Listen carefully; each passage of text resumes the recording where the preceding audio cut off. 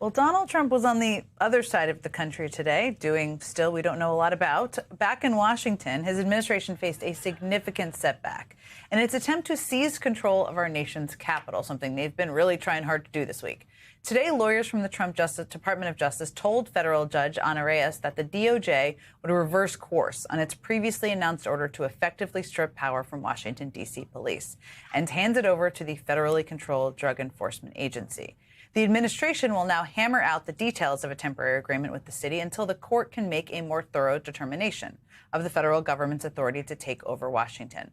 At least for now, D.C.'s police chief Pamela Smith remains in control, even as Attorney General Pam Bondi has appointed DEA Administrator Terry Cole to help direct law enforcement actions in the city.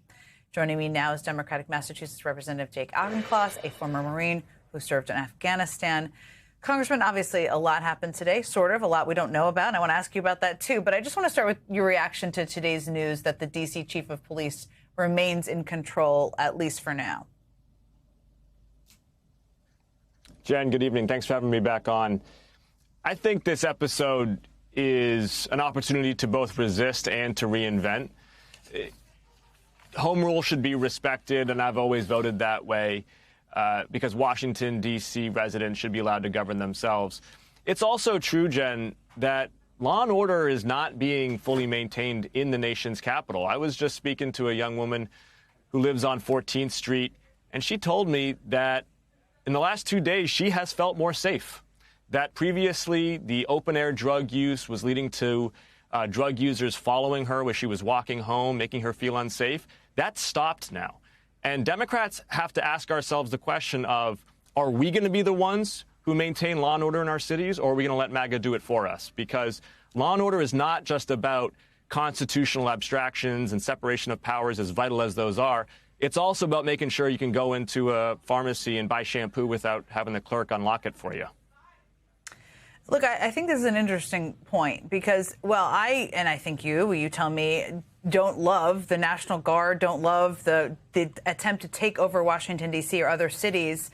There is still crime in cities. Their crime will not be eliminated entirely. People's safety is something that still needs to be acknowledged. Just how you do it is the question, right? Or the big part of it, and who does it, and who's in control of it. We know that Trump wants to expand this, right? D.C. is sort of just a starting point or a model. You obviously represent a part of Boston.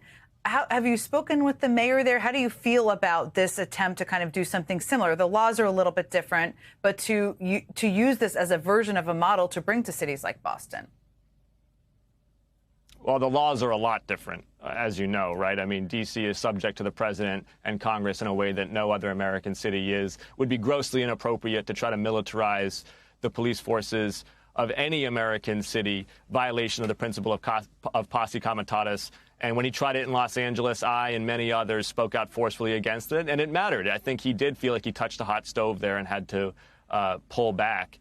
I think to your point, Jen, about the crime, it's not only that you can't get crime down to zero. I think there's also a distinction between the violent crime that everyone agrees is totally unacceptable, gun crime and murder and homicide, rape, assault, but also sort of quality of life degradations, the shoplifting, the open-air drug use, the loitering, the encampments, the things that in too many cities I don't think the police have been responding to, and that degrade people's sense of safety. But people deserve to feel safe in public accommodations. And not just safe, they deserve to feel comfortable. And we got to do a better job of that. It undermines social order otherwise.